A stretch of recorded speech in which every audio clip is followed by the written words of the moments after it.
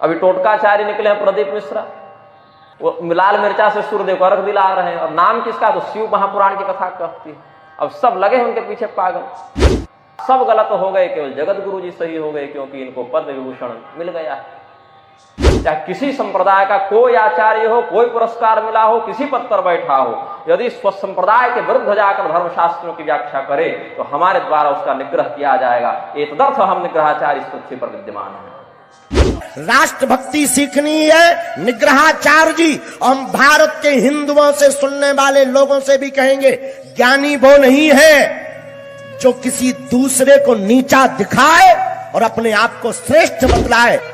आप ज्ञानी हो या नहीं, हम कभी आपको मिलेंगे, ये भी तय है। लेकिन आप बहुत लोगों पर बोल चुके हो, बहुत लंबी लिस्ट, आपने किसी को नहीं छोड़ा है। इसलिए हम आपको बोल रहे हैं कि आपको जवाब मिलना चाहिए, और जब तक तुम हमें मार नहीं दोगे तब तक बाबर के खानदानों हम तुम्हारी फक्चरियां उठाते रहेंगे, तुम्हारी ठटरी और गठरी को बांधते रहेंगे।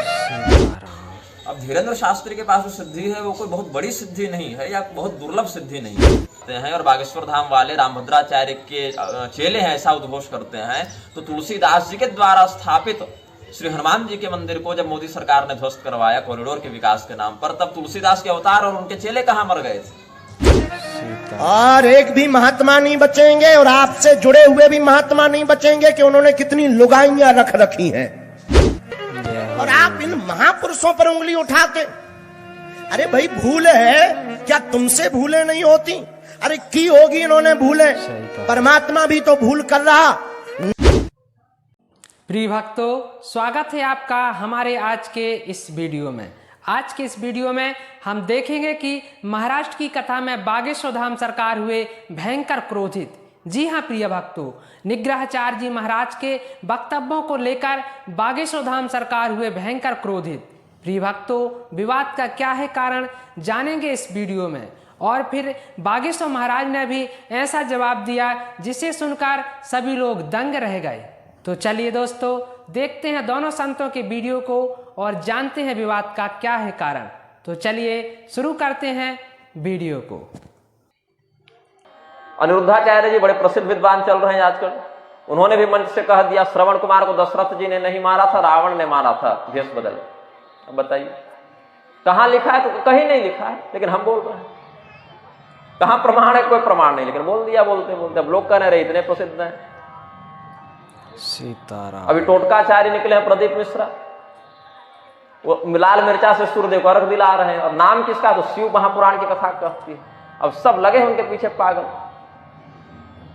क्या है, 2 साल पहले इतने संप्रदाय के इतने आचार्यों ने श्री शिवाय नमस्तुभ्यम कभी नहीं सुना था। अब रिंगटोन बन गया, नया मंत्र निकला है, मंत्र भी नए हो गए, व्रत भी नया हो गया। तो ये कलिमल ग्रस्त ग्रंथ सब लुप्त भय सद ग्रंथ ये है, ये पाखंड है। पा शब्दे नत्रयी धर्म पालनात् जगत स्मृतः तं खंडयन्ति अस्मात्ते पाखंडास्तेन हेतुना। वेद और वैदिक ग्रंथों से समर्थित ग्रंथों की मर्यादा पा कहलाती है, उसका खंडन करने वाला मत पाखंड है। नाम लगा दिए शिव महापुराण की कथा कहती है। शिव जी और वेदव्यास जी लगे परेशान कि कहां कहती है भाई? शिव जी को भी नहीं पता होगा कि लाल मिर्चा से सूर्यदेव को अर्घ देने का विधान शिव पुराण में कहां लिखा है, और प्रदीप मिश्रा कैसे बताते हैं। लेकिन टीवी पर आते हैं तो लोग चले हैं पीछे पीछे। सीताराम। मधु से बेलपत्र पर लगा के और चढ़ा देने से बच्चा पास कैसे होता है? ये शिव महापुराण की कथा कहती है, कहती होगी। वेदव्यास जी ने तो नहीं लिखा, रामभद्राचार्य जी ने भी कह दिया। राजा दशरथ और कैकेयी ये वाले थोड़े थे, वो तो रावण और मंदोदरी आ गए थे। ऐसा भी हमें सुनने को मिला कि उन्होंने एक जगह ऐसा कहा था। तो उससे क्या हो गया? कह देने से शास्त्र नहीं बदल जाते। कहने को तो आपने ये भी कह दिया लक्ष्मण जी शेषनाग के अवतार नहीं है, लेकिन अध्यात्म रामायण से हम 10 बार सिद्ध कर चुके हैं कि थे। वशिष्ठ जी ने कहा, हनुमान जी ने कहा, अन्य ऋषि महर्षियों ने कहा, सब गलत हो गए, केवल जगत गुरु जी सही हो गए, क्योंकि इनको पद्म विभूषण मिल गया है। सीताराम।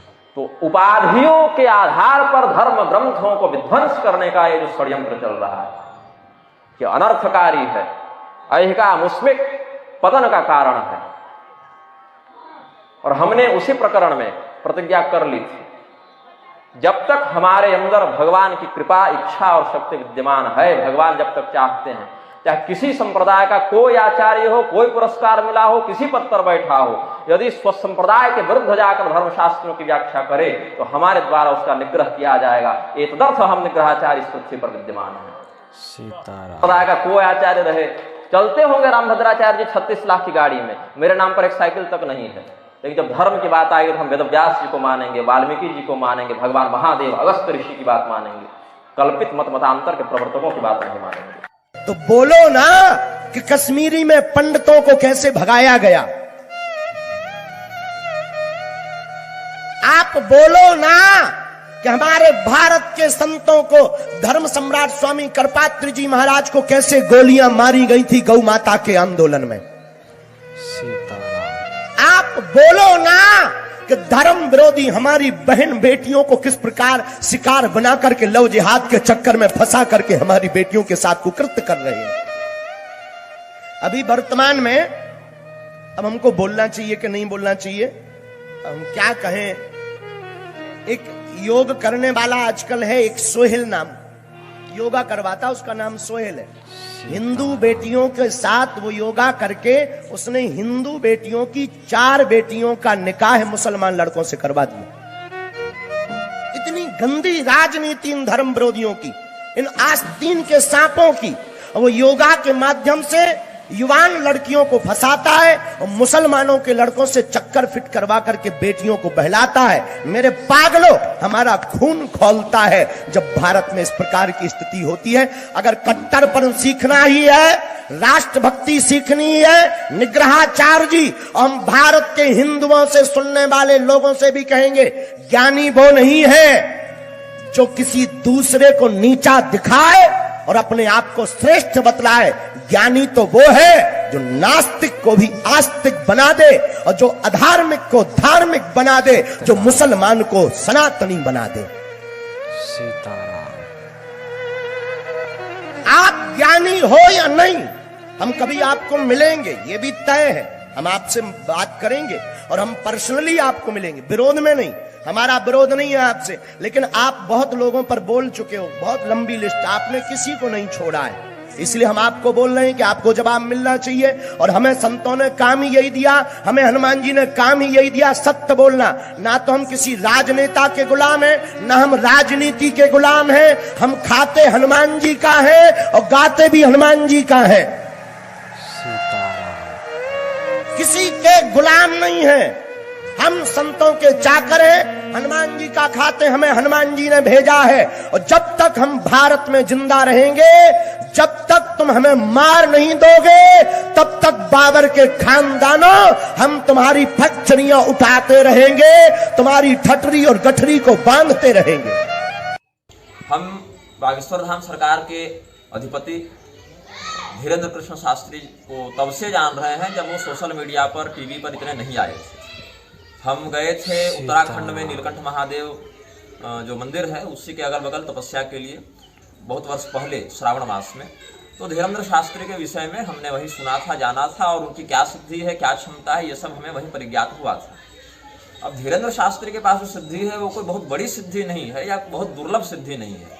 हमारे निजी परिचय में 4-5 ऐसे लोग हैं जो पर्चा लिखने वाला कार्य करते हैं, पर्चा लिखने की सिद्धि जानते हैं। और ये आभासीय सिद्धि जो है, जो अंतस्फुरणा के माध्यम से देवता बता देते हैं, कुछ बोल देते हैं, वो साधक उस बात को सुनकर लिख लेता है। ये सिद्धि की एक सीमा है। कोई भी सिद्धि की एक सीमा होती है कि किस विधान से उसको सिद्ध किया जाए, किस देवता के अनुशासन में वह सिद्धि कार्य करती है और उसकी मर्यादाएं कहाँ तक हैं। तो एक मैं जानता हूँ एक व्यक्ति को जो पटना जा रहे थे किसी कार्य से, रास्ते में एक ढाबा पर, होटल पर वो नाश्ता इत्यादि करने के लिए रुके। 2 व्यक्ति थे। उस होटल के मालिक के पास भी ये सिद्धि थी, लेकिन वो बताता नहीं था, मार्केटिंग उसकी नहीं थी, ब्रांडिंग उसकी नहीं थी। उसने बस वही पर्चा लिखा, 3 बातें और बता दी। तो इसने पूछा मेरे साथ आगे क्या होने वाला है, तो कहा कि तुम तो बड़े महंत बनने वाले हो भाई। और उसी वर्ष वो जो मेरे परिचित हैं वो जूना अखाड़ा के एक मठ के 300 एकड़ के मठ के महंत भी बन गए। तो ये सारी सिद्धियां ऐसा नहीं है केवल बागेश्वर धाम के पास हैं, और ऐसा भी नहीं है कि बहुत विशिष्ट सिद्धियां हैं। हाँ, ये जरूर है कि किसकी सिद्धि का प्रयोग किस विधि से और उसका प्रचार किस विधि से किया जा रहा है, उसका उद्देश्य क्या है, उसका परिणाम क्या प्रतीत होता है, ये सब विचारणीय विषय है। अच्छा, उनके पंडाल में आने के लिए वीआईपी गेट अलग है और जनरल गेट अलग है। तो उस स्थिति में लोग कह रहे हैं कि आप अमीर गरीब का भेद करते हैं। तो उन्होंने मंच से कह दिया कि अमीरों को इसीलिए मंच पर बैठा है क्योंकि पंडाल लगवाए, वरना मैं तो अमीर गरीब का भेद नहीं देखता। तो गरीब नीचे बैठा है, अमीर ऊपर इसीलिए बैठा है क्योंकि अमीर ने पंडाल लगाया तब गरीब आ पाया। तो उतना अगर हम उसको 10 मिनट समय दे रहे हैं तो मेरा क्या बिगड़ जा रहा है? अमीरों के सामने ही कह दिया कि तुम्हारी यही क्षमता है।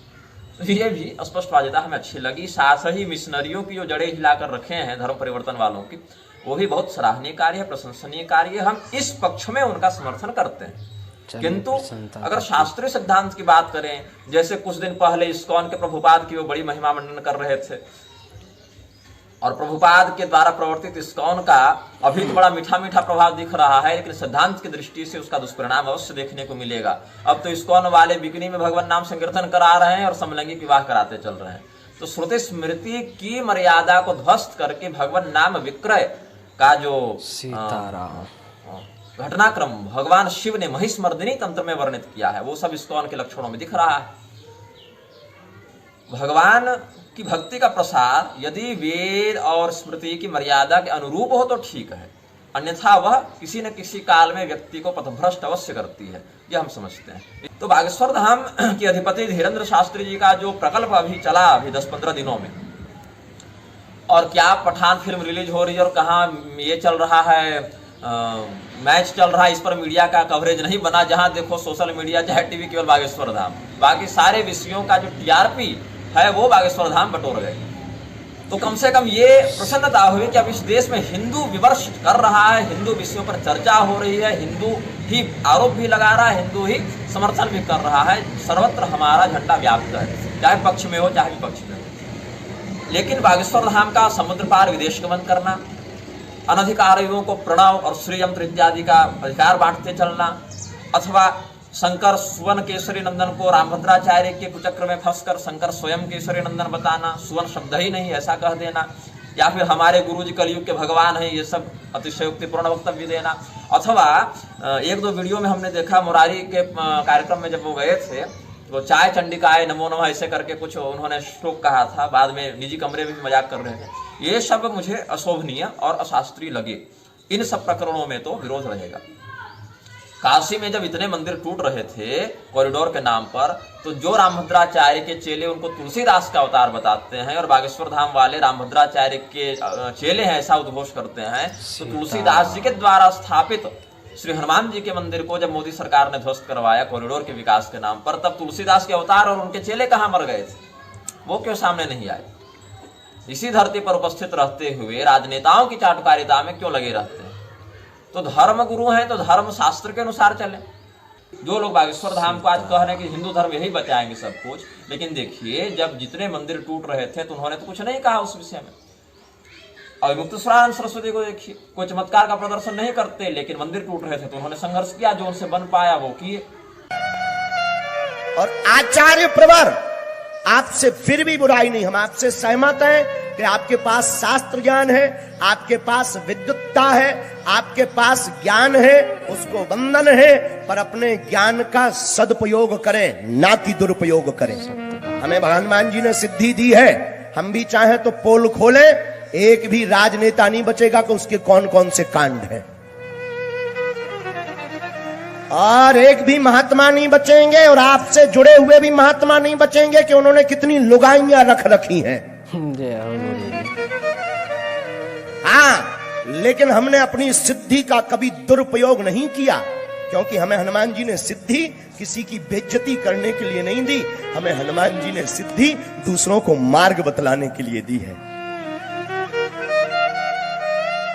धर्म पर चलाने के लिए दी है। इसलिए मेरे प्रियजनों, आप लोगों को लग रहा होगा कि हम कहां की बात करें, पर कथा से ज्यादा ये बहुत जरूरी है, क्योंकि जब किसी हमारे संत के ऊपर कोई उंगली उठाता ना, चाहे वो मलुक पीठ वाले महाराज जी हो, चाहे रमण रेती वाले महाराज जी हो, चाहे वो हमारे बड़े भाई देवकी नंदन ठाकुर हो, चाहे वो हमारे परम पूज्य जगत गुरु तुलसी पीठाधीश्वर, पता है आपको वो विभूति है जिन्होंने 2023 में ज्ञानपीठ पुरस्कार, भारत का सर्वश्रेष्ठ पुरस्कार पाया है। और आप इन महापुरुषों पर उंगली उठाते, अरे भाई भूल है क्या? तुमसे भूले नहीं होती? अरे की होगी इन्होंने भूले, परमात्मा भी तो भूल कर रहा, नारायण भी तो नर बनने की भूल कर देता है, भगवान भी तो नर बन के आया, इतनी लीलाएं की, भगवान से भी भूल हो चुकी होगी और कितनी भूलें नहीं होगी, और तुम कितनी भूलों का खंडन करोगे। अरे आपका कौन खंडन नहीं करेगा, अपने मंडन के लिए दूसरों का खंडन करना कहां का ज्ञान है, कहां की विद्वत्ता है। आप ज्ञानी हो सकते हो लेकिन पूर्ण ज्ञानी नहीं हो सकते हो। हाँ, हम स्वीकार करते ना हमारे पास शास्त्र है, ना हमारे पास संस्कृत है, ना हमारे पास वेद है, ना हमारे पास पुराण है, लेकिन हमें गर्व है कि हम सनातनी हैं। हमें गर्व है हमारे पूज्य संत आचार्य चरण, आप भी हमारे लिए पूजनीय हो, आपके पास भी अद्भुत विद्वता है, आप पर भी हमें गौरव है। लेकिन आदरणीय महोदया अस्तु, हम आपसे प्रार्थना करके विनम्र निवेदन कर बद्ध निवेदन कर रहे हैं, आचार्य प्रवर कृपा करके यह खंडन। और हाँ, हम वीडियो का जवाब वीडियो से नहीं देते हैं, हम बहुत दिल खोल पोल खोल बाबा हैं, सीताराम। बहुत स्पष्ट बात बता देते हैं। और भारत के हिंदुओं से सोशल मीडिया पर वीडियो देखने वाले उन लोगों से भी कहेंगे कि अगर तुम्हारा जमीर जिंदा है तो धर्म विरोधियों के वीडियो देखना बंद करो, सही कहा। और उन्हें जवाब दो, जहां मिले वहां जवाब दो। ये सोहेल जो योगा चला रहा ना, आप अपनी बहन बेटियों को ठीक चाहते हो ना, इनके दुकानों पर और इनकी जगहों पर जाना बंद कर दो। सीताराम। बोलो जय श्री राम। जय सिया राम। एक बात बोले अंतिम, हमारे देवी देवता बहुत कट्टर हैं, राष्ट्रभक्त। पूछो कैसे, पूछो। कैसे? 1947 में भारत का बंटवारा हुआ, 33 करोड़ देवी देवता में एक भी नहीं गया पाकिस्तान। जय हो गुरुजी, जय हो। गया? ये हम नहीं कह रहे हैं, हमारे प्रिय व्यंग्यकार हरिशंकर परसाई जी कह रहे हैं। हरिशंकर परसाई जी कहते हैं एक भी देवी देवता पाकिस्तान नहीं गया है। कट्टरपन सीखना है तो इन 33 करोड़ देवी देवताओं से तो सीख लो। जय हो। प्रिय भक्तों, दोनों संतों की वीडियो को देखकर आपको कैसा लगा कमेंट बॉक्स में जरूर बताना। प्रिय भक्तों, दोनों ही संत मेरे लिए तो पूजनीय हैं। आपकी क्या राय है आप कमेंट बॉक्स में दे सकते हैं। प्रिय भक्तों, अगर वीडियो पसंद आया हो तो कृपया हमारे वीडियो को लाइक जरूर कर लेना। आप हमें यूट्यूब पर देख रहे हैं तो हमारे चैनल को सब्सक्राइब, एवं अगर आप हमें फेसबुक या इंस्टाग्राम पर देख रहे हैं तो हमारे पेज को फॉलो जरूर कर लेना।